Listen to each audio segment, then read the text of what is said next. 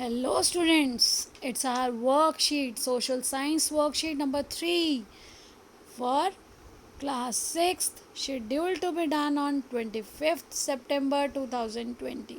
Students, you have to write down your name, your class teacher's name, your roll number. Now we can start with our worksheet. It is based on the chapter The Earth in the Solar System. बेटा हमने पहले भी ये वाली जो worksheet है इससे related करी है, जो हमने अर्थ के बारे में पढ़ा, प्लैनेट्स के बारे में पढ़ा, कितने प्लैनेट्स हैं, उनके क्या करेक्टरिस्टिक्स हैं, कौन सा ज़्यादा गर्म है और कॉन्स्टिलेशंस क्या होते हैं. तो अब आज हम पढ़ेंगे the earth and the moon. The earth is the third nearest planet to the sun. In size, it is the fifth largest planet. It is slightly flattened at the poles. That is why its shape is described as geoid. Geoid means as an earth-like shape.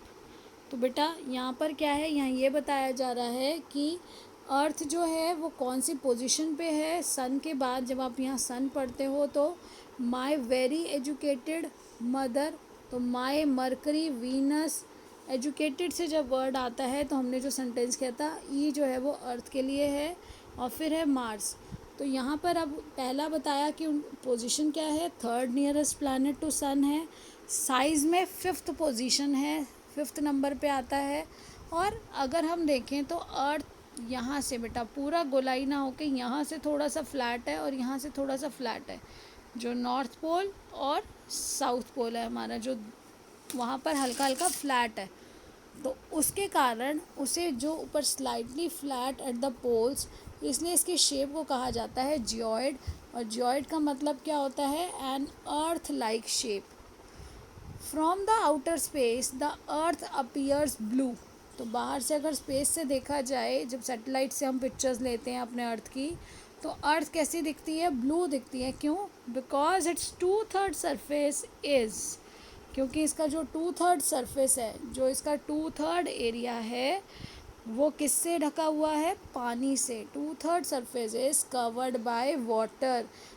It is therefore called blue planet. देखिए ये colour यहाँ दिखाई दे रहा है, ये satellite से ली गई photo है. ये मून है, ये मून है और ये हमारी अर्थ है. और आपको पता है ओशंस हैं, सी हैं, तो वो सारा जो पानी है बेटा, उस पानी की वजह से यहाँ बाहर अगर आप इसको यूनिवर्स में जब वहाँ से देखते हैं तो बाहर हमारी जो अर्थ का कलर है वो ब्लू दिखता है मैक्सिमम, इसलिए उसको ब्लू प्लैनेट कहा जाता है.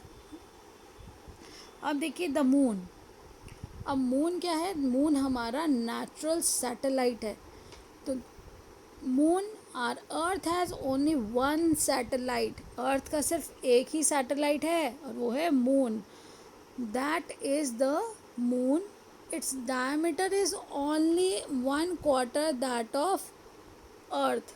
अर्थ का जो 1/4 है उसका डायमीटर है, इतना है वो मून. तो देखिए उसके बाद क्या बताया, it is about 3,84,400 kilometre away from the अर्थ. ये दूरी बताई गई है कि मून हमारी अर्थ से कितनी दूरी पर है. The moon moves around the earth in about 27 days. Moon जो है अर्थ का एक चक्कर लगाता है लगभग 27 दिन में. बेटा सैटेलाइट होता क्या है, जैसे सारे प्लैनेट सन का चक्कर लगा रहे हैं ना, ये सन है, सन के चारों तरफ सारे प्लैनेट्स घूम रहे हैं.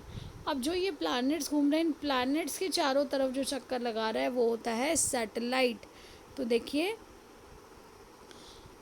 अब हमारे पास a satellite is a celestial body. Celestial body क्या होती है, जिन्हें हम स्काई में देख सकते हैं, जो यूनिवर्स में है, हमें दिखाई दे रही हैं ऊपर और कुछ दिखाई नहीं भी दे रही हैं, बहुत दूर हैं.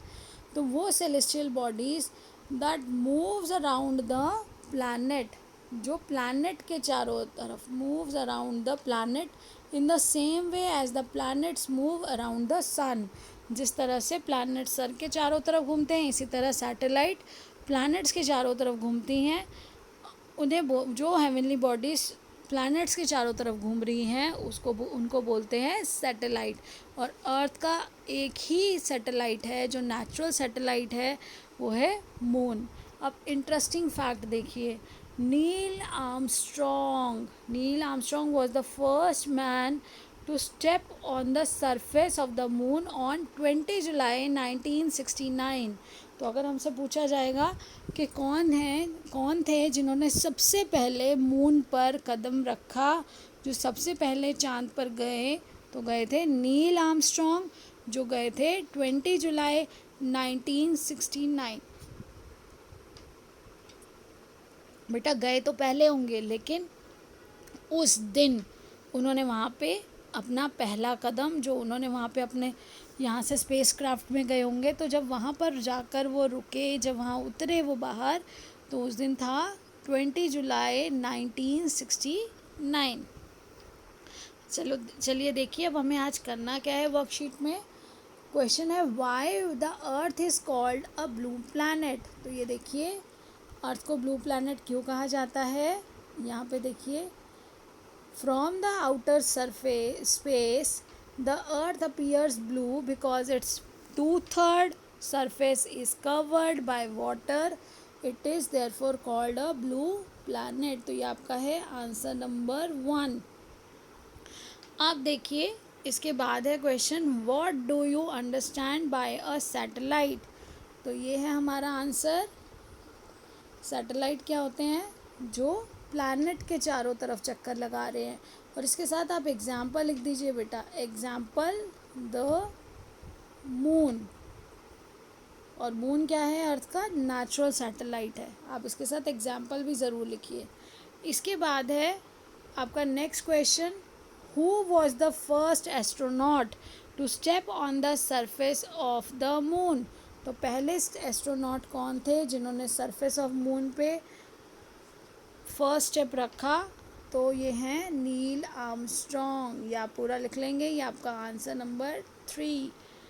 Now question number 4, what is the moons distance from the अर्थ। अब है कितनी दूरी है मून की अर्थ से। तो मून की दूरी है, मून का डिस्टेंस है, moon distance from earth is 3,84,400 kilometre from earth. तो आप क्या लिखेंगे, the distance of moon is about 3,84,400 kilometre away from the earth. Very good.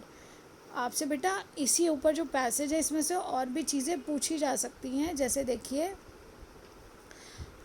What is the shape of earth. आप और क्वेश्चन इसमें लिख सकते हैं, what is the shape of earth. तो ये होगा जियोइड, या फिर what do you mean by geoid. तो ये सारा जो कंटेंट है ये भी आप अपनी कॉपी में ज़रूर लिखिएगा। या फिर पूछ सकते हैं the what is the place, या फिर व्हाट इज़ सीक्वेंस या number eight which earth exist in the solar system. तो सीक्वेंस में आपका कौन सा नंबर आएगा, थर्ड नियरेस्ट प्लैनेट है। या फिर which is the third nearest planet to the sun. इस तरह से क्वेश्चन पूछेंगे तो भी आंसर क्या है, द अर्थ। इसके बाद देखिए क्वेश्चन और क्या हो सकता है, टाइम पीरियड पूछ सकते हैं कि जो मून है उसको अर्थ के अराउंड घूमने, जो एक चक्कर लगाने में कितना समय लगता है। तो moon moves around the earth in about dash days, in about dash. तो यहाँ पे आ गया 27 डेज। तो आपको बहुत अच्छी इन्फॉर्मेशन, बहुत अच्छे से प्रिसाइजली, आपको बहुत शॉर्ट में सब कुछ एक साथ बताया जा रहा है। बेटा ये कंटेंट जो ऊपर है इसको भी लिखिए कॉपी में, और फिर ये जो रिलेटेड क्वेश्चंस हैं उनको कॉपी में करिए। और साइड बाय साइड अपनी जो टेक्स्ट बुक है उससे ज़रूर पढ़िए। टेक्स्ट बुक से जब आप पढ़ेंगे तो आपकी पिछली वर्कशीट से भी आपने जो सीखा है, और आप ये जब सारा पढ़ लेंगे तो आपका पूरा चैप्टर कंप्लीट हो जाएगा। उसके इन टेक्स्ट क्वेश्चन यानी कि चैप्टर के जो क्वेश्चंस दिए गए हैं उसके बाद में उन्हें भी करिए। और सोलर सिस्टम का जो डायग्राम है उसको भी अपनी कॉपी में बना लीजिए। अपना काम टाइम पे पूरा करके अपनी मैम के पास भेजिए। खुश रहिए, सीखते रहिए और स्वस्थ रहिए। धन्यवाद।